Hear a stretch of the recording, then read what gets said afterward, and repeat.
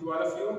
आज हम लोग इनकम टैक्स में एक ऐसा चैप्टर पढ़ने जा रहे हैं जो बहुत ही सरल है और बहुत ही अच्छा है, जो हमें क्या कर सकता है, अच्छा नंबर दिला सकता है। ये पूरा एक यूनिट को कवर अप करता है, ठीक है, जिसका नाम है advance payment of tax, page की, ठीक है। अग्रिम कर की बात करते हैं। अग्रिम कर होता क्या है कि जिस साल हम काम करते हैं, इनकम अर्न करते हैं, उसी साल जैसे जैसे कमाते जाते हैं वैसे वैसे चुकाते जाते हैं। तो इसलिए बोलते हैं इसको जैसा कमाओगे वैसा इसको चुकाओगे।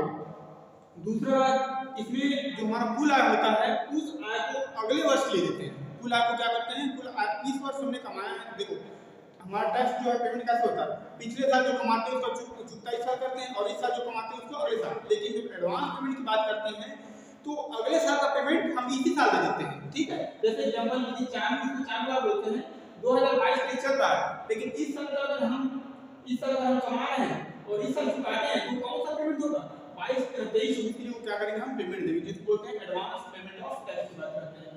अच्छा, इसको किसी अग्रिम कर देना होगा या किसी अग्रिम कर को हमको चुकाना होगा, तो इसके लिए है पहला, व्यापार अथवा पैसे की आय नहीं होगा। अगर कोई भी ऐसा व्यक्ति जो व्यापार और पैसे से आय कमा रहा है ना, तो वो ये एडवांस टैक्स पेमेंट करने के लिए वो लायबल नहीं होगा, उसको नहीं देना है।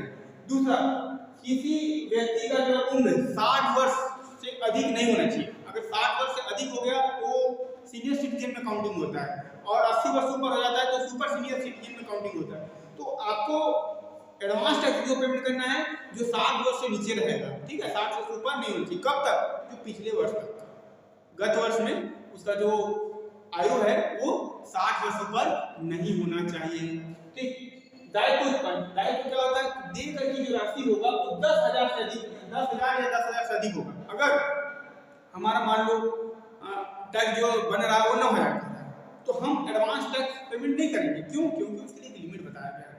लिमिट कितना बताया गया है, तो लिमिट जो है वो 10,000, कम से कम आपका जो टैक्स लायबिलिटी हो 10,000 हो या 10,000 से ऊपर हो, तब आप एडवांस टैक्स पेमेंट टैक्स करने के लिए आपको लायबिलिटी क्या होगा, क्रिएट होगा। इसमें एडवांस टैक्स पेमेंट करने का हमको कुछ डेट बताया गया है, तो जो डेट बताया गया उस डेट तक का हमको पेमेंट करना है, और कितना कितना पेमेंट करना है वो यहाँ पर देखिए। सबसे पहले अग्रिम करके किस्त दे दी थी, कब पहला किस्त कब चुकाएंगे, 15 जून या उससे पहले। जैसे कि हमारा फाइनेंशियल ईयर चलता है 1 अप्रैल से 31 मार्च तक, ठीक है। 31 मार्च अगले साल खत्म हो गया, फिर आ गया 1 अप्रैल, तो 1 अप्रैल से लेकर के हम 15 जून के बीच में, 1 अप्रैल से अप्रैल, मई और जून, तो 2.5 महीने के अंदर हम क्या करना, हमको क्या करना है, उसको advance payment of tax payment करना है। दूसरा, इसमें कितना परसेंट देंगे, तो इसमें जो देना हमको 15%, जितना हमने कमाई किया, मान लो 10,000 इस दौरान 10,000 का कमाई किया, तो 10,000 का 15% यानी 1,500 रुपये हमको टैक्स के रूप में क्या करना पड़ेगा, जमा करना पड़ेगा। दूसरा किस्त है 15 सितंबर या उससे पूर्व, कब, 15 सितंबर, यानी अब इसके बाद हमको जो गैप जो 2.5 महीने मिला था, अब हमको गैप मिलेगा 3 महीने का। कब तक, 15 सितंबर तक का हमको या उससे पहले हमको क्या करना है, उस किस्त को, सेकंड किस्त को चुकाना है। तो कितना परसेंट, तो टोटल 45% होना चाहिए। कितना परसेंट, 45%। तो 45% दे देंगे, शुरू से लेकर अब तक 45% दे देंगे। तो इसमें क्या करना है, पहले 15% चुका चुके हैं, तो 15% जो ये चुकाए हैं 45 में से 15% माइनस कर देंगे, तो अब कितना देंगे, टोटल 30% देंगे। तो आज तक जो कमाएंगे कितना कर देंगे, हम 30 तक दे देंगे, 30%। इसके बाद जो तीसरा किस्त है वो 15 दिसंबर या उससे पहले देना है, 15 दिसंबर या उससे पहले हमको पेमेंट करना है। कितना पेमेंट करेंगे, 75%। तो 75% क्या, 75% में इतना जो हमने चुका चुका, कितना चुकाया पहले, 45, तो 45 पूर्व किस्त को घटा देंगे, तो 75 में 45 घटाएंगे, कितना परसेंट आएगा, 30%, ठीक है। और 15 मार्च से पहले अपने आप पूरा जो किस्त होगा 100% हमको क्या करना है, चुकता करना है। तो 100% तो कैसे होगा, तो 100% तो ऑलरेडी हम क्या करते हैं, पेड कर दिए, कितना बचेगा, 25% को हमको क्या करना है, चुकाना है। देखिए एडवांस टैक्स पेमेंट करना क्यों जरूरी हो गया, सरकार एडवांस टैक्स पेमेंट करने के लिए क्यों बोलते हैं बार-बार कि आप एडवांस टैक्स पेमेंट करिए। कहने का तात्पर्य क्या होता है, सरकार को अगर हम टैक्स देते हैं तो साल के अंत में देते हैं, ठीक है, अगर असेसमेंट कराओगे साल के अंत में देंगे, लेकिन सरकार को कुछ जो है पैसे की जरूरत पड़ता है।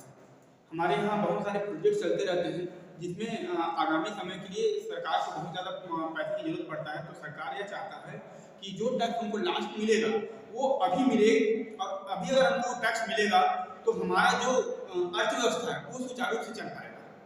तो कोई भी अर्थव्यवस्था में अगर लगातार हर एक अंतराल के बाद कुछ पैसा आता रहता है तो सरकार के पास एक्स्ट्रा बर्डन नहीं पड़ता है। तो सरकार से नियम निकालते हैं कि अब आपको टैक्स को क्या करना है, एडवांस में पेमेंट करना है। तो कई बार ऐड आता है ना कि टैक्स को अग्रिम चुकाइए और देश की भागीदारी में अपना योगदान दीजिए। तो क्यों कहते हैं, उसके पीछे यही लॉजिक है कि सरकार को समय समय पे जो आय है वो क्या हो सके, मिल सके, और हमारा देश की जो अर्थव्यवस्था वो सुचारू रूप से चल सके। क्योंकि बहुत सारे प्रोजेक्ट जो होते हैं उसमें करोड़ों रुपए इन्वेस्टमेंट होते हैं।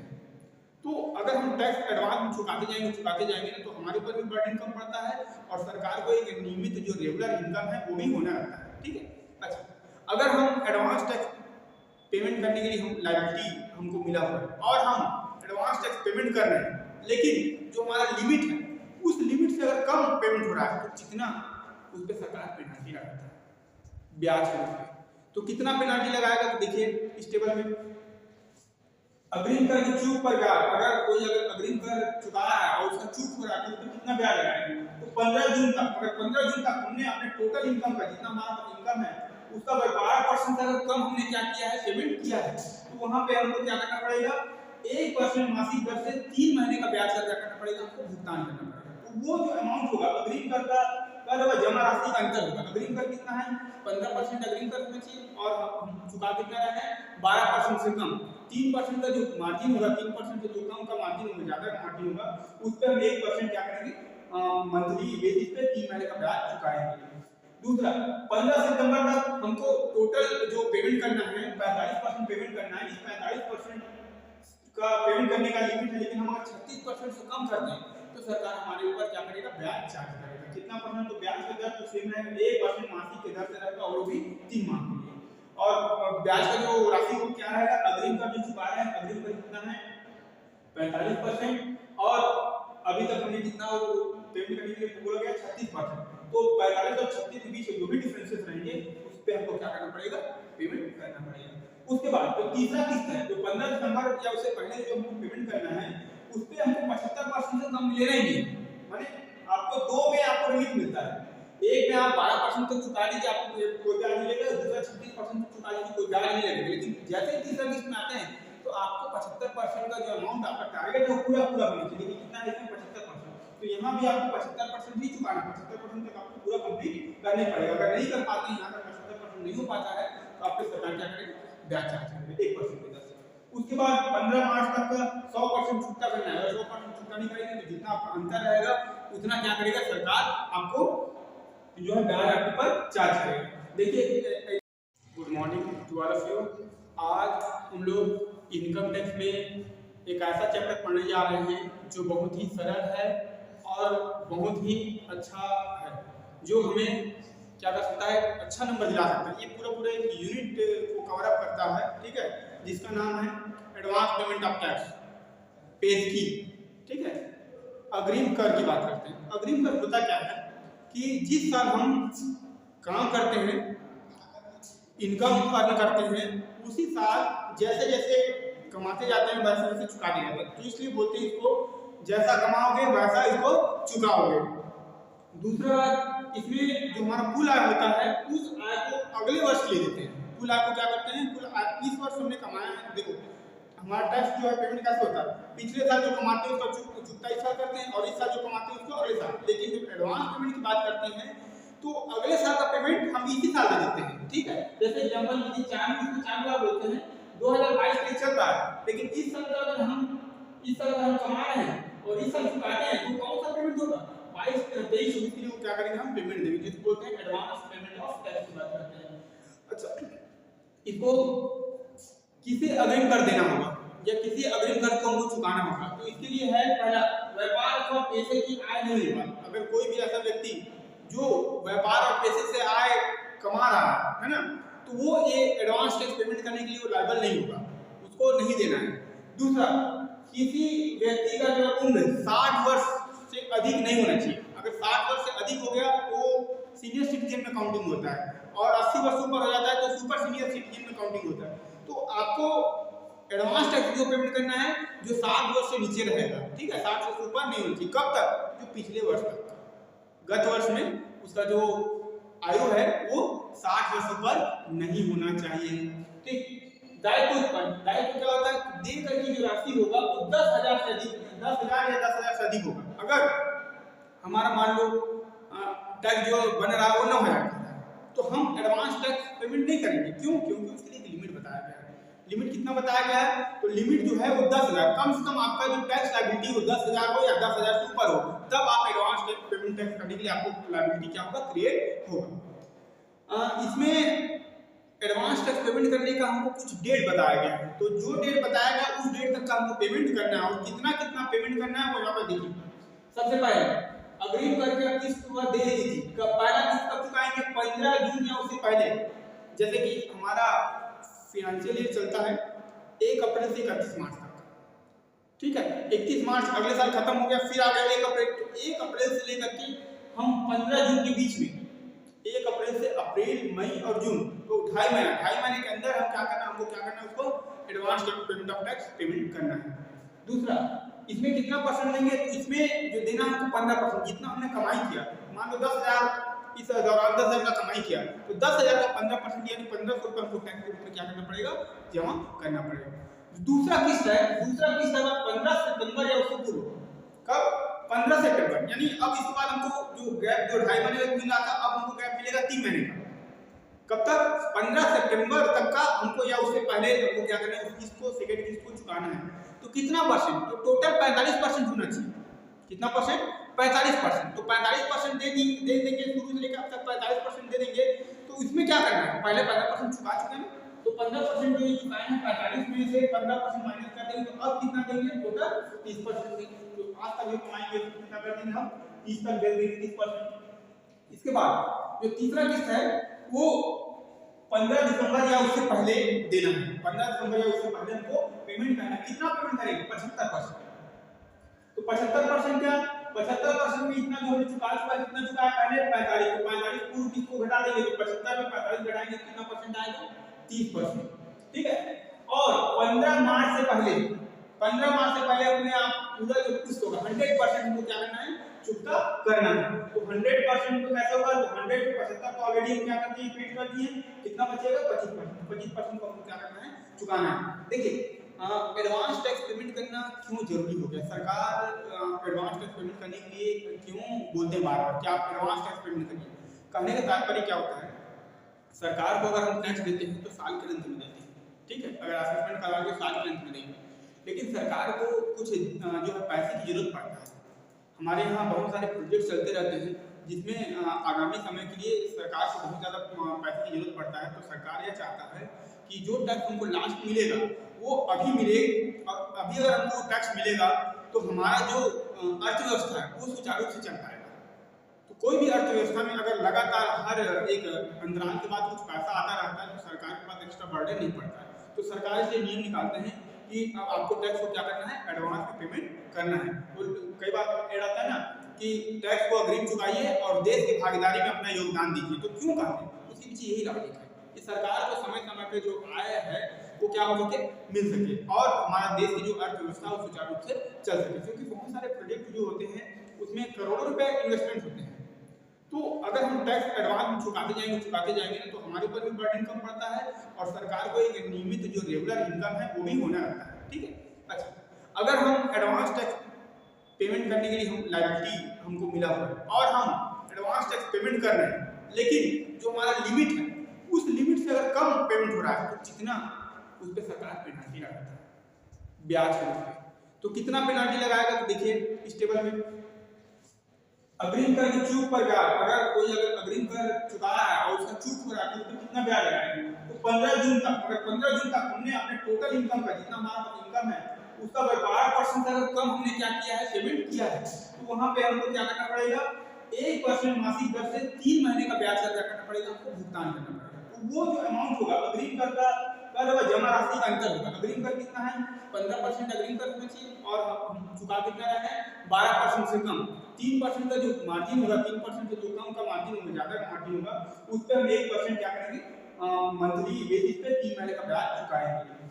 दूसरा 15 सितंबर तक हमको टोटल जो पेमेंट करना है 45% पेमेंट करना है। इस 45% का पेमेंट करने का लिमिट है, लेकिन हम अगर 36% से कम करते हैं तो सरकार हमारे ऊपर क्या करेगा, ब्याज चार्ज करेगा। कितना परसेंट? तो ब्याज का दर तो सेम रहेगा, 1% मासिक के दर से रहेगा और वो भी 3 माह के लिए।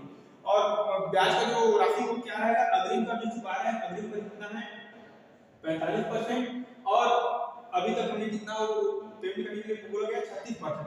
तो 45 और 36 के बीच जो भी डिफरेंसेस रहेंगे उस पे हमको क्या करना पड़ेगा, पेमेंट करना पड़ेगा।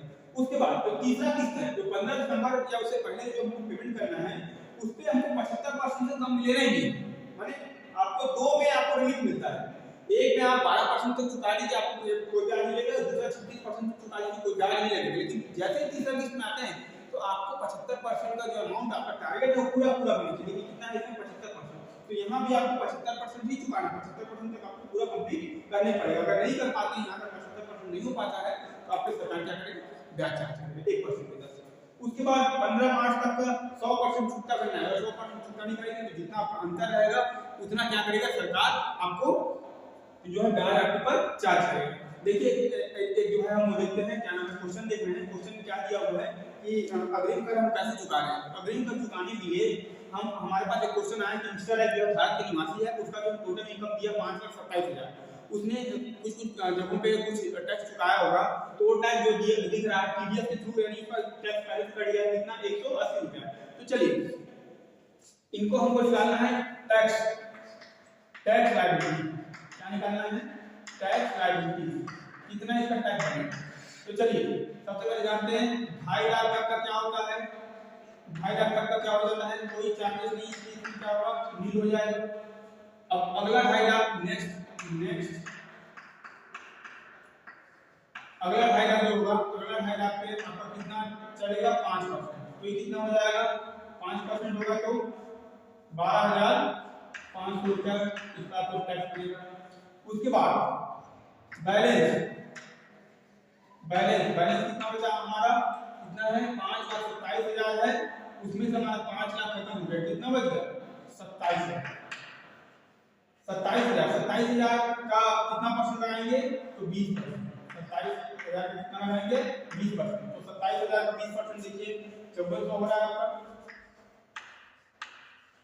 ठीक, टोटल कर लीजिए 5 7 9 8 2 7 17,900 रुपए क्या हो रहा है आपका, वो टैक्स लायबिलिटी बन रहा है। ठीक है, 17,900 रुपए क्या हो रहा है आपका, टैक्स लायबिलिटी बन रहा है। एक बार चेक कर लीजिए आप लोग भी, है ना। देखिए कितना है, 2.5 लाख तक का नील, और उसके 2.5 लाख पे 5% कितना हो गया, 12,500 हो गया। और बैलेंस कितना है 27,000, तो 27,000 का 20%, 27 में कितना हो जाएगा 54। ठीक है, तो 17,900 का आपका क्या हो रहा है, टैक्स लायबिलिटी बन रहा है। इसके बाद ये हो गया, इसके बाद इस पे आपको लगाना पड़ेगा, प्लस करना पड़ेगा। प्लस क्या करना होगा, एजुकेशन से बोलते हैं इसको, क्या बोलते हैं, एजुकेशन से बोलते हैं। एजुकेशन जो शेष होता है वो आपका होता है 4%। इसका 4% आप निकालिए, तो इसका अगर आप 4% निकालेंगे तो 12,500, और ये हो रहा है आपका 20% अगर निकालते हैं तो इसको निकालिए, काउंटिंग करिए।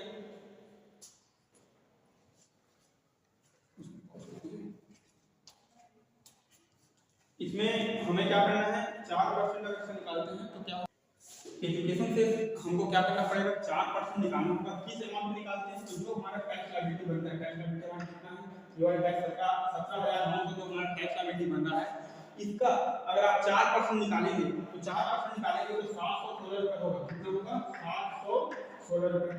716 रुपए होने के बाद इसको दोनों को क्या करिए, जोड़िए, जोड़े से कितना होगा, 18,616 रुपए आपका आएगा टैक्स लायबिलिटी। क्या हो जाएगा आपका टैक्स लायबिलिटी। चलिए देखते हैं, हम लोग क्या करेंगे, एक क्वेश्चन लेकर के सॉल्व कर रहे हैं। हमारा क्वेश्चन दिया हुआ कि मिस्टर एच जो है भारत का निवासी है ना, उसका उम्र जो है 60 वर्ष से कम है। मान लेते हैं, क्योंकि अधिक के लिए देगा कि 60 वर्ष से अधिक है, 80 वर्ष है ये देगा, लेकिन 60 वर्ष क्या है, मान लेते हैं कि 60 वर्ष से कम है। तो उसका टोटल इनकम जो दिया हुआ है 5,27,500 रुपए दिया हुआ है, और उसने कहीं कहीं पे कुछ काम किया होगा तो उसके जो इनकम हो उसमें टीडीएस कट गया, इनकम जो हो उसमें क्या हो गया, टीडीएस कट गया। टीडीएस कितना कटा, 180। तो चलिए हमको निकालना है टैक्स लायबिलिटी। क्या निकालेंगे, टैक्स लायबिलिटी। टैक्स लायबिलिटी निकालते हैं, टैक्स लायबिलिटी निकालते हैं। टैक्स लायबिलिटी क्या होता है, फर्स्ट 2.5 लाख का, 2.5 लाख का क्या होता है, किसी भी व्यक्ति को 2.5 लाख तक का जो कमाई होता है उस पे उसको कोई भी टैक्स नहीं देना होता। क्यों नहीं देना होता, इसकी पीछे भी रीजन जान लीजिए।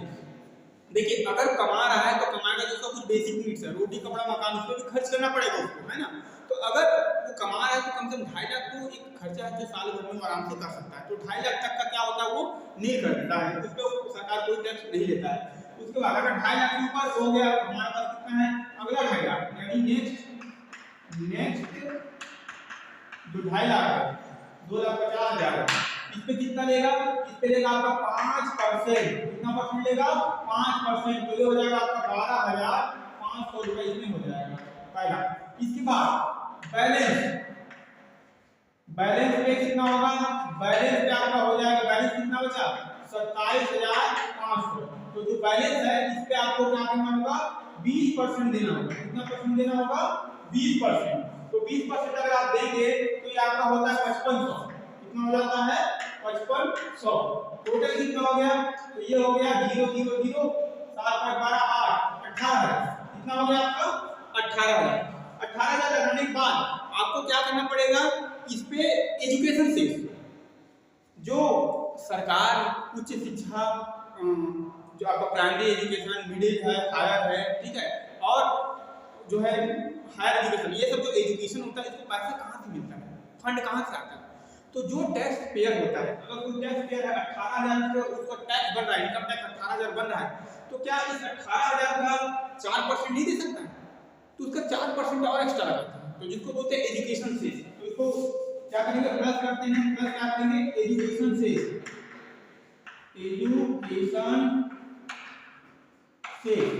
एजुकेशन से जो होता है 4%। 4% किसका होगा, 4%। एजुकेशन से जो होता है 4% ऑफ इसका ये 18,000। कितने लगाएंगे हम, 18,000 का कोई 4% लगाएंगे तो ये क्या हो जाएगा, कितना होगा, 18 का 4% निकालो 720। कितना हो गया, 720। जोड़िए 18,720 रुपया आपका क्या हो गया, टैक्स हो गया। अब इतना रुपया तुमको टैक्स चुकाना था, लेकिन वह व्यक्ति 180 रुपये पहले से किसी कारण उसका इनकम उसमें से टीडीएस कट गया है, तो उसको माइनस कर दीजिए।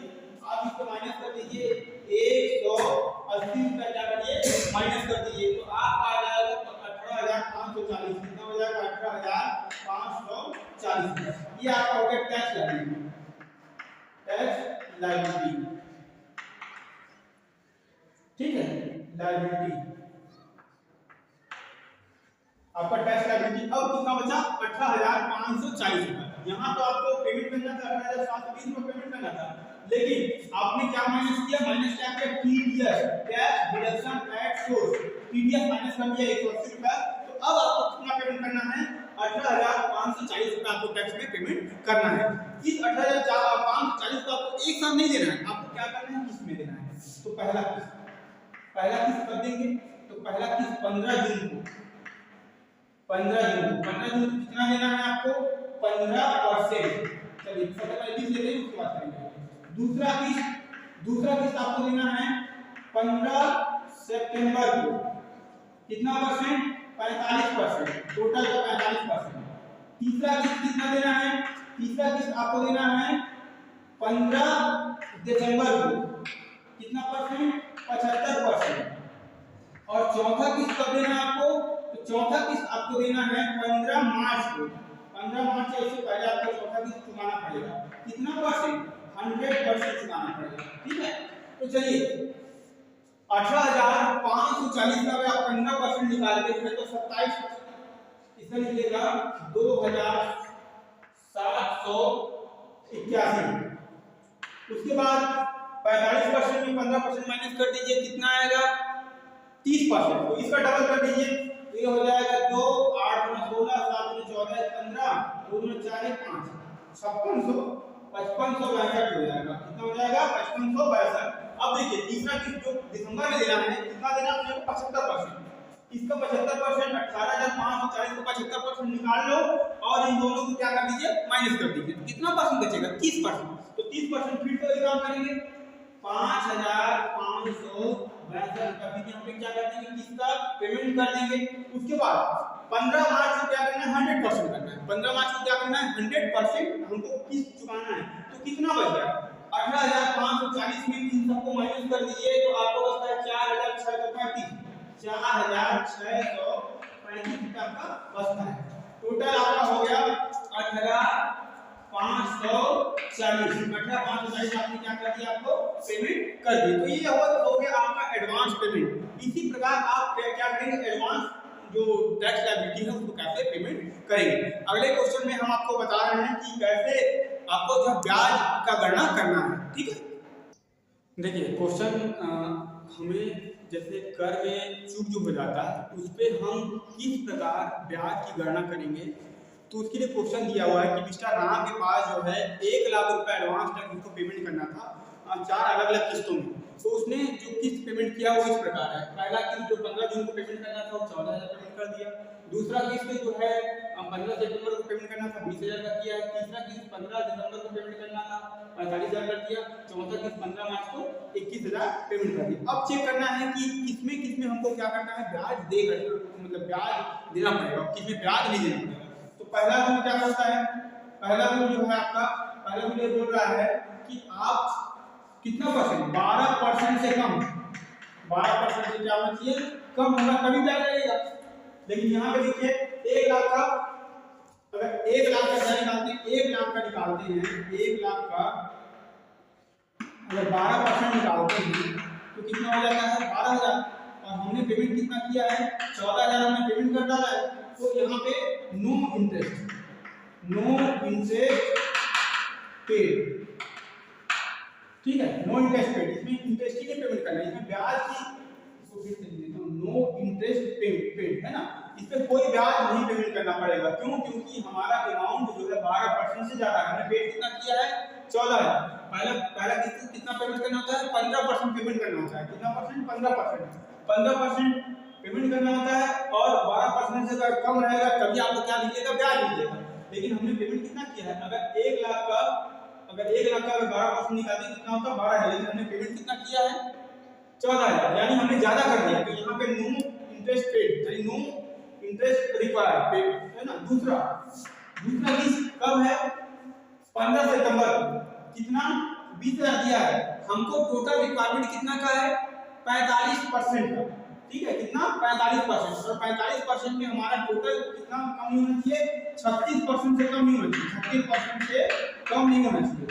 ठीक है, 36% से कम होगा तो हमको क्या करना पड़ेगा? ब्याज दे करना पड़ेगा। 36% से ज्यादा होगा तो ब्याज देने की जरूरत नहीं पड़ेगी। चेक कर लेते हैं कितना है? 20। यहाँ पे सबसे पहले निकाल लेते हैं 1 लाख का। 1 लाख का अगर हम 36% निकालते हैं, 1 लाख का अगर 36% निकालते हैं तो कितना हो जाएगा? 36,000 हो जाएगा। ठीक है, कितना हो जाएगा? 36,000। लेकिन हमने पेमेंट कितना किया है? पेमेंट हमने किया है यहाँ पे 14,000 पेमेंट किया और यहाँ पे 20,000। कितना हो गया? 34,000 हमने पेमेंट किया है। कितना पेमेंट किया हमने? 34,000 पेमेंट किया है। तो 34,000 जो हमने पेमेंट किया है ये क्या हो गया? कम है। 36,000 से कम क्या है? 34,000। तो इस पे कितना ब्याज मिलेगा? तो देखिए हमको टोटल कितना करना था? 45,000 करना था। 45% मतलब 45,000। लेकिन हमने पेमेंट कितना किया है? 34,000 हमने क्या किया है? पेमेंट किया है। तो कितना कम पड़ गया हमारा? ये पड़ गया हमारा 11,000। अब 11,000 का कितना परसेंट? तो मंथली बेसिस पे प्रति माह 1% के दर से 3 माह का साधारण ब्याज निकालना है। तो 11,000 ये हो गया। 11,000 का 1% और कितने महीने के लिए? 3 महीने के लिए। तो कितना हो गया? 330 रुपए। इंटरेस्ट कितना पे करना पड़ेगा? 330 रुपए। उसके बाद अगला देखिए 15 दिसंबर को हमने कितना पेमेंट किया? 45,000। कितना पेमेंट कर लिया? 45,000। तीसरा जो किस्त है वो 75% से कम नहीं होना चाहिए। अगर 75% से कम होगा तो उस पे क्या निकालना पड़ेगा? हमको ब्याज निकालना पड़ेगा। लेकिन 75% के बराबर अगर हो गया तो हमको कोई ब्याज देने की जरूरत नहीं पड़ेगा। काउंट कर लेते हैं। चलिए इस पे देखिए कितना हो जाएगा? तीसरा किस्त, जो तीसरा किस्त है कितना परसेंट, 75% से कम, 75% से कम। अगर 75% से कम हो रहा है कि नहीं हो रहा है चेक कर लेते हैं। 75% अगर निकालते हैं कितना होता है, यहाँ पे 75,000 होता है। 1,00,000 का 75% निकालने में कितना होता है, 75,000। हमने 75,000 दिया है कि नहीं दिया इसको चेक कर लेते हैं। तो चेक करिए, चलिए पहले कितना आपने दिया है, 14,000। तो देखिए यहाँ पे हम 75,000 चेक कर रहे हैं, यहाँ पे कितना दिया है, 14,000 दे दिया है। और यहाँ पे कितना पेमेंट किए हम लोग, यहाँ पे पेमेंट किए दूसरा, पहला 14,000, दूसरा कितना 20,000, दूसरा कितना हो गया 20,000, और तीसरा किस्ता में कितना पेमेंट किया 45,000, कितना हो गया 45,000। तो यहाँ पे क्या हो गया आपका 75% से ज्यादा हो रहा है। यहाँ पे कितना हो रहा है 79,000 रुपीज आप पेमेंट कर दिए। तो यहाँ पे हो जाएगा नो इंटरेस्ट रिक्वायर्ड, यहाँ पे क्या हो जाएगा नो इंटरेस्ट रिक्वायर्ड। और चौथा देखिए, चौथा किस्त होगा हमारा, जो चौथा किस्त है, चौथा किस्त कितने में हो जाएगा हमको 100% निकालना है, 100%। तो 100% देखिए यहाँ तक 79 हो गया है और 21,000 और देंगे तो कितना हो जाएगा, वो 100 पूरा 100% हो जाएगा। तो यहाँ पे भी फोर्थ किस्त में no interest required, no interest required, ठीक है, नो इंटरेस्ट रिक्वायर्ड। तो ये आपका प्रश्न इस प्रकार हम कैलकुलेशन करेंगे, ठीक है। टोटल हमारा इंटरेस्ट जो होगा वो पेड होगा 330। तो इसको हम जो फेयरली, ये तो मेरा कैलकुलेशन हो गया था, मैं आपको कैलकुलेशन करके दिखाया था कैसे करना है। तो पहले लिखेंगे first installment, first instalment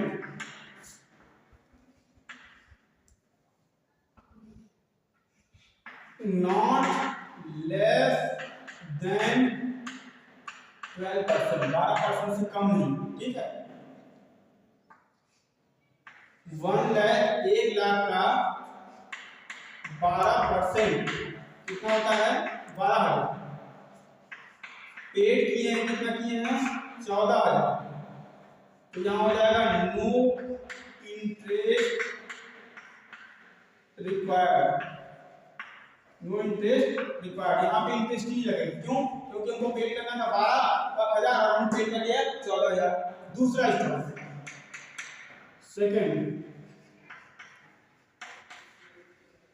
second instalment कितने का है, सेकंड इंस्टॉलमेंट आपका कितना है 45, नॉट लेस देन 36%। तो 1,00,000 का 36%, 1,00,000 का 36% कितना होगा 36,000। और हमने पेड कितना किया है, पेड किया है 14,000 और प्लस 20,000, कितना पेड किया है 36% से कम नहीं होना चाहिए, ठीक है। तो देखिए ये कितना हो गया आपका 34,000, ठीक है। पेड कितना किए 34,000। अब यहाँ पे क्या हो गया, कम हो गया, कितना कम हुआ 45,000 हमको मिनिमम पेमेंट करना होता है, और 45,000 में कितना पेमेंट किया है 34,000 पेमेंट किया, कितना पे लगेगा 11,000 पे लगेगा। देखिए 11,000 में कितना निकाला है 330 रुपया पेमेंट निकाल लीजिए, ठीक है। यहाँ कितना हो जाएगा इंटरेस्ट 11,000 इंटू 1/100 इंटू 3, तो ये हो जाएगा 330। चौथा किस्त, थर्ड किस्त होगा installment, third installment not less than 75%, 75% से कम नहीं। तो चेक कर लेते हैं कितना होना चाहिए, 75,000 होना चाहिए, हुआ कि नहीं हुआ, चलो चेक करिए। यहाँ चेक करिए कितना है, पहले 14,000 प्लस 20,000 और प्लस कितना 45,000, तो ये ज्यादा हो गया। तो यहाँ पे नो इंटरेस्ट रिक्वायर्ड कर दीजिए, यहाँ पे नो इंटरेस्ट रिक्वायर्ड, और लास्ट वाले में फोर्थ में कर दीजिए no interest required, no interest required. Total payment, total interest paid, total interest paid लिख लीजिए 330 रुपए। ये हो गया हमारा आंसर। तो इस प्रकार आप जो है एडवांस पेमेंट ऑफ टैक्स का जो है क्वेश्चन को सॉल्व कर सकते हैं। Thank you.